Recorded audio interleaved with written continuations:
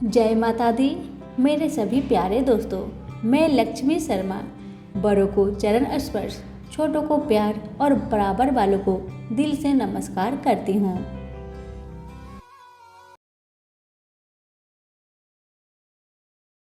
एक समय की बात है। एक बार भगवान गणेश एक बालक का रूप धारण करके पृथ्वी पर आते हैं और भक्तों की परीक्षा लेने की बात मन में सोचते हैं कि कैसे भक्तों की परीक्षा ली जाए। बहुत सोच विचार करने के बाद भगवान बालक रूपी बच्चे का भेष में एक चुटकी चावल और एक चम्मच दूध लेकर लोगों के घर घर घूमने लगे और कहने लगे, कोई मेरे लिए खीर बना दो, कोई मेरे लिए खीर बना दो।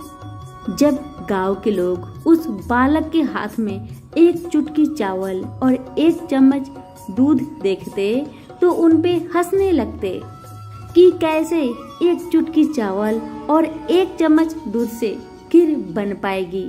बस यही सोचकर गांव वाले हंसते उनकी बातों पर।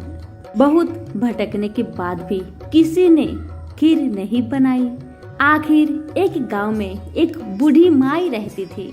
उनको उस बालक पर दया आ जाती है और वही बूढ़ी माई बालक से कहती है, बेटा, ओ बेटा, लाओ, मैं तुम्हारे लिए खीर बना देती हूँ। तब भगवान रूपी बालक कहने लगे, माई, तुम अपने घर से बर्तन लेकर आओ, मैं अपना हाथ में चावल और दूध लेकर आया हूँ, तुम इसी से खीर बना कर दो तो अभी मैं खाऊंगा। बालक की बातें सुन बूढ़ी माई घर के अंदर से एक छोटी सी कटोरी लेकर बाहर आती है।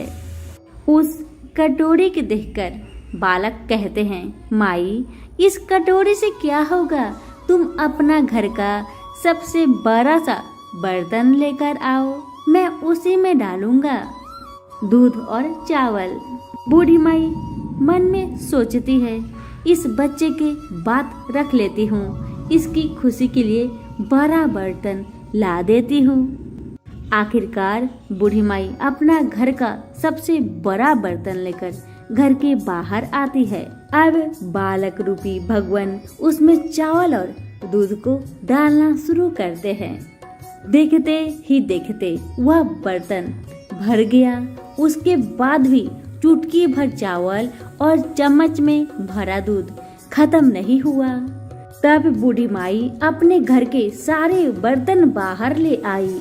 जब सारे बर्तन भर जाते हैं लेकिन चुटकी भर चावल और चम्मच में भरा दूध खत्म नहीं होता है, तब बालक बुढ़िया से कहते हैं कि वह खीर बनाने के लिए सामग्री को चूल्हे पर चढ़ा दे तथा गांव में जाए और सबको खाना खाने के लिए निमंत्रण देकर आए, और जब खीर बन जाए तो मुझे बुला लेना।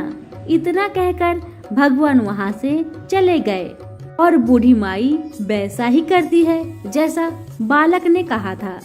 अब बूढ़ी माई के घर सारे गांव के लोग आते हैं और खीर खाकर चले जाते हैं, लेकिन उसके बाद भी खीर बची रहती है। तब बूढ़ी माई उस बालक से पूछती है, अब ये खीर का क्या करना है? तब बालक रूपी भगवान गणेश कहने लगे, इस खीर को घर के चारों कोनों में बर्तन सहित उलटकर ढक दो। और बूढ़ी माई ने बिल्कुल ऐसा ही किया, और जैसे ही सुबह होती है बूढ़ी माई वह बर्तन को उठाकर देखती है तो बर्तन के नीचे हीरे मोती नजर आने लगे। अब बूढ़ी माई गणेश जी की सारी लीला को समझ जाती है। इस तरह जैसे भगवान गणेश ने बूढ़ी माई पर कृपा बनाई, वैसे ही हम सब भक्तों पर अपनी कृपा बनाए रखे। सभी प्रेम से बोले, गणेश जी महाराज की जय हो। धन्यवाद।